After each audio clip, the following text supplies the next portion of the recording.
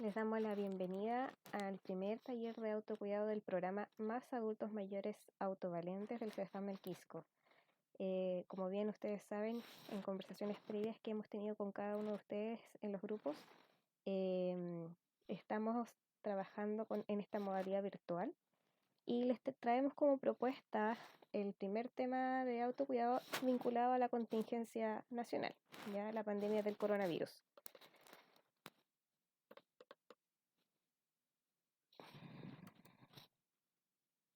Entonces, los temas que vamos a abordar, el primero es qué es el coronavirus, cuáles son sus síntomas, qué estrategias de prevención podemos tomar para evitar el contagio y, por último, el bienestar emocional en tiempos de pandemia. ¿Ya? Bueno, el gobierno y el Ministerio de Salud ha creado un plan de acción para prevenir el coronavirus. Pero primero tenemos que determinar qué es lo que entendemos por este virus que se transmite de persona a persona.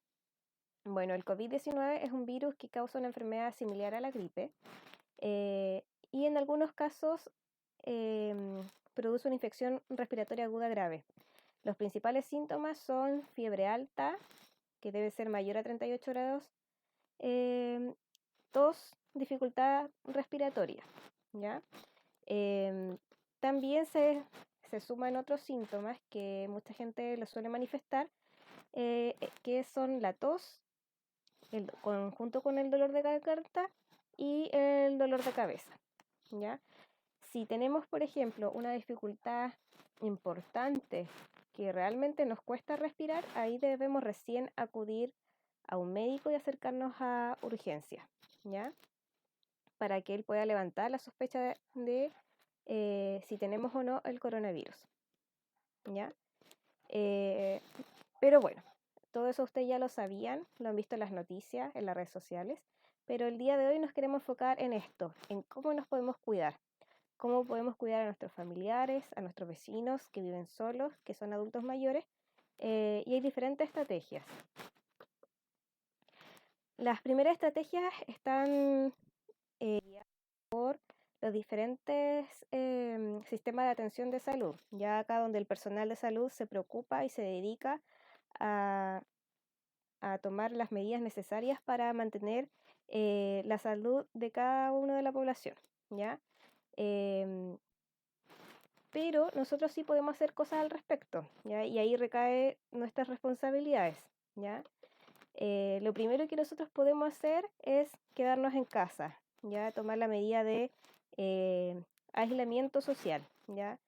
Em, es súper importante que con nuestro grupo familiar o si vivo solo, tomemos todas las medidas necesarias para poder abastecernos, para poder estar lo más tiempo en casa y evitar las salidas por cualquier cosa, ¿ya?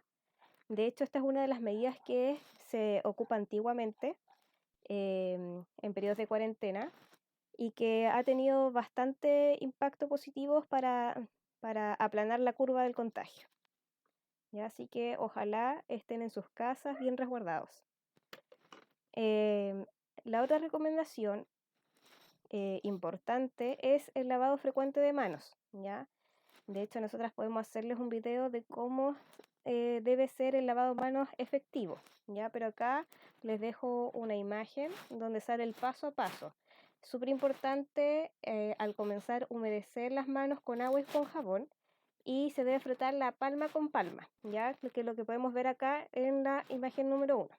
Luego frotarnos las manos pero entre los dedos, por cada espacio que hay entre nuestros dedos. Después nos debemos preocupar detrás de las manos, ya por el dorso de la mano, de ambas manos, ya. Luego enfocarnos en los pulgares, por todos los lados. Em, Enseguida tenemos que fijarnos detrás de los dedos, ya. Em, por último, debemos dedicarnos a las uñas y a las muñecas. Súper importante también el lavado de las muñecas porque uno suele olvidar que esa es cercana a la mano.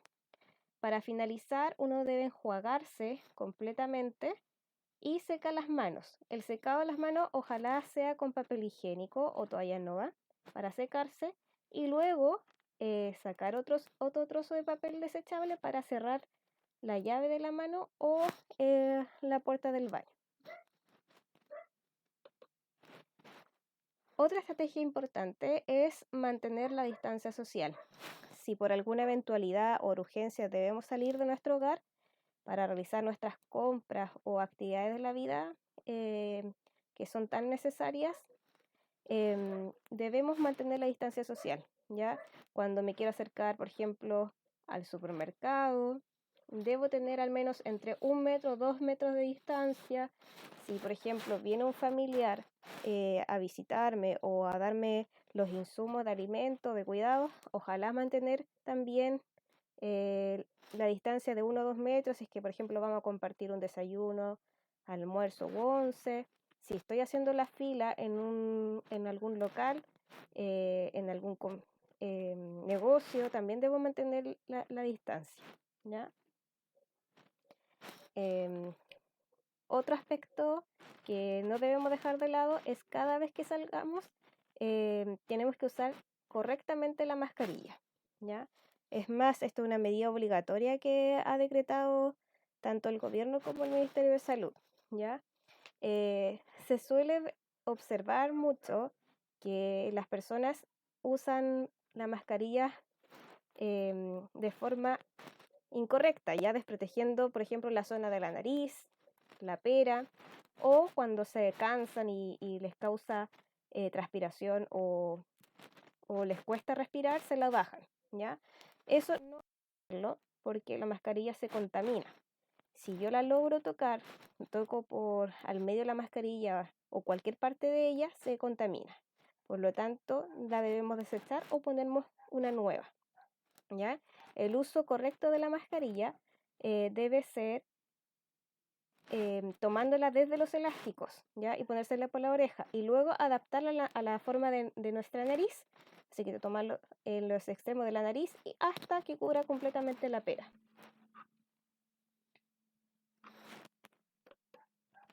¿Ya?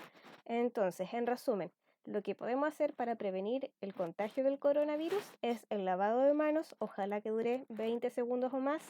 Si, por ejemplo, nos dan ganas de estornudar o toser, debemos cubrirnos con el antebrazo, mantener la distancia social, evitar tocarnos los ojos, la cara, la nariz o la boca.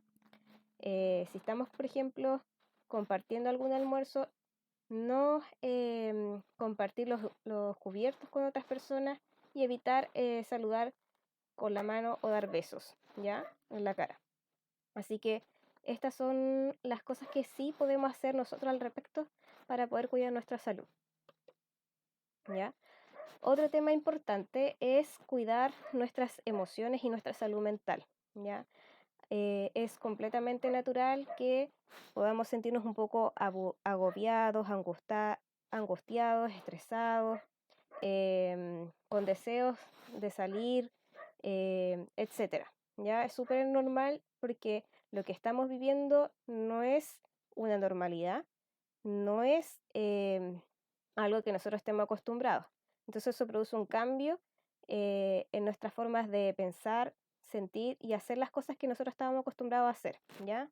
Entonces acá hay varios tips em, donde podemos incorporarlos en nuestras vidas para que se nos vaya haciendo un poco más fácil enfrentar la situación del COVID-19, ¿ya? En primer lugar, debemos revisar, si nos queremos informar, debemos revisar las fuentes oficiales, ¿ya?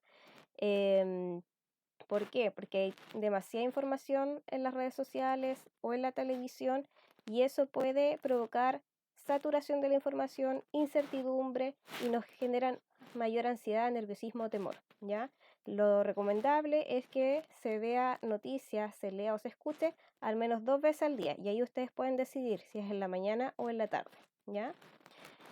Si es que hay una persona, por ejemplo, que está contagiada o tiene otra enfermedad, eso nos puede causar miedo y el miedo es una reacción completamente natural, ¿ya? Entonces lo ideal es ahí hablar con nuestros amigos, con nuestros familiares, con las personas que son más cercanas para nosotros y comunicar nuestras emociones, cómo nos sentimos de forma adecuada, ¿ya? En tercer lugar, debemos tomar en serio las precauciones que tenemos. O sea, hay que tomar en serio las precauciones hacia otros, ¿ya? Entregarles también la información adecuada, ¿ya? Que sean de fuentes oficiales, porque si no volvemos al punto número uno, ¿ya? A provocar incertidumbre, desinformación, ¿ya?